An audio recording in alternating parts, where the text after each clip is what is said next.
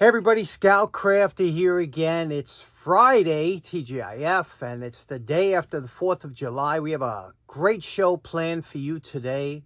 Looking forward to it. I want to start off with a quick little story. The other day I went to the movies for the first time in years, quite a few years. The last movie I saw was Planet of the Apes, 1968. I saw that in the movie theater on the big screen. But I saw that only a few years ago. But the movie that I went to go see was Horizons. It was a Western. I'm a big fan of Westerns. Wanted to see on the big screen. Enjoyed the movie. But what was interesting, it was the first time I ever received a senior citizen discount.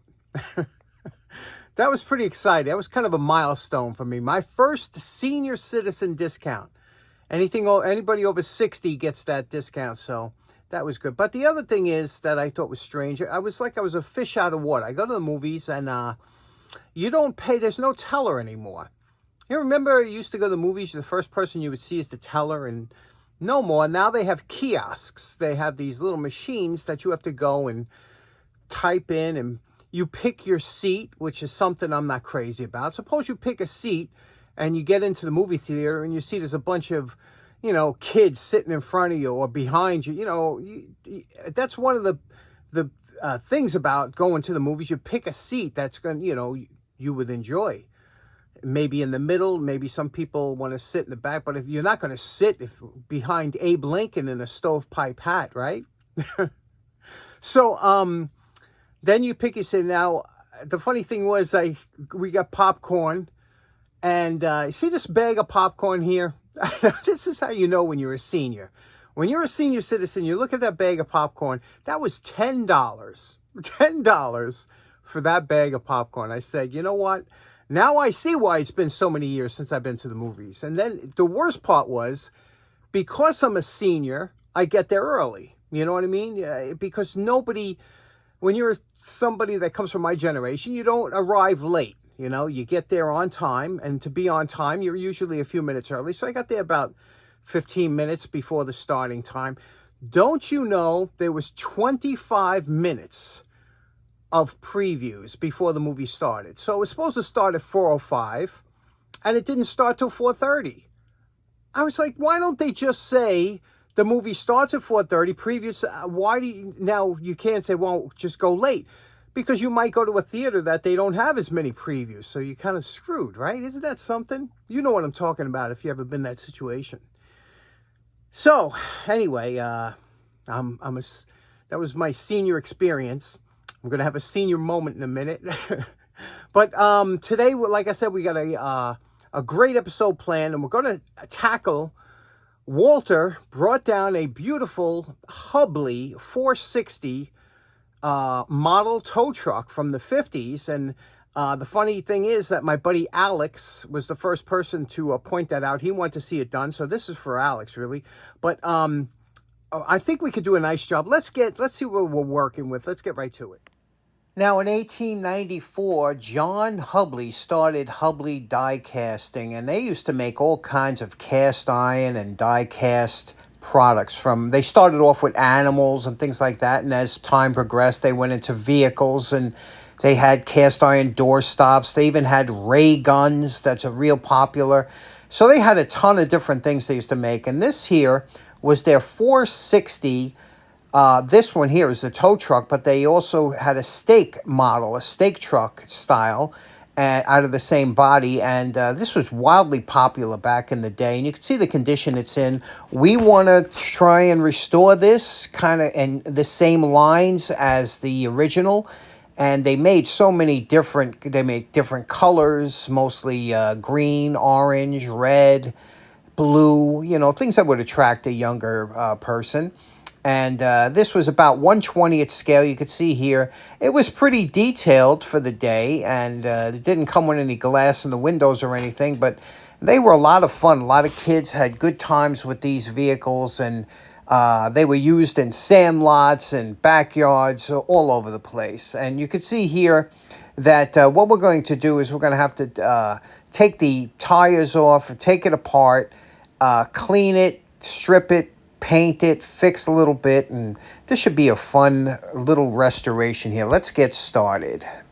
Now, since we aren't going to use the axles, we'll just clip them off from the middle like this, clip them out, and then pull out the axles from the sides out this way, because we're going to make new ones. Okay, the tires have been removed, and you can see 3 of them are good. This one here is a little bit wonky, but what we're going to do is we're going to soak these in hot water, see if they're dried. This is rubber, dried out, whatever. So we're going to see if we can soak these in water, scrub them up, and get these somewhat nice.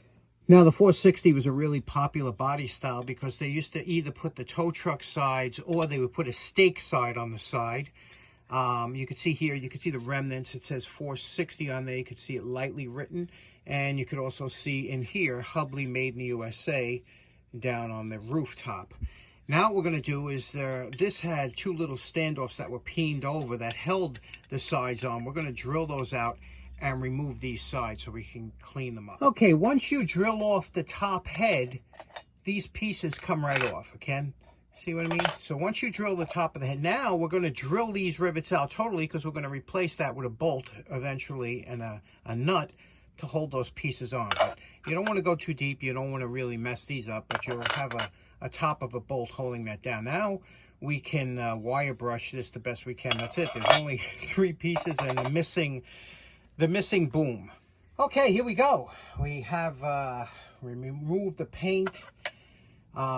We cleaned it up. You know, remember, this is like a kind of a zinc casting or whatever that they use, some kind of pot metal.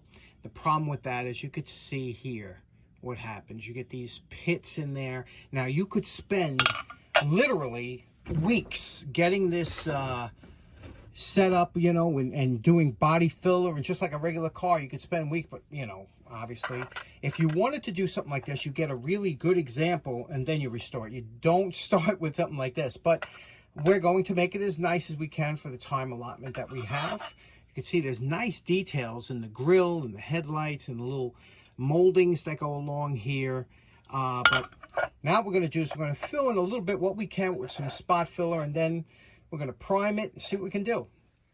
Now we added some glazing putty to the areas that were bad, and while that dries, we're going to work on the boom. Now, to make the boom, I took a piece of plate aluminum and drew what I thought would look like a decent boom. Okay, pro tip.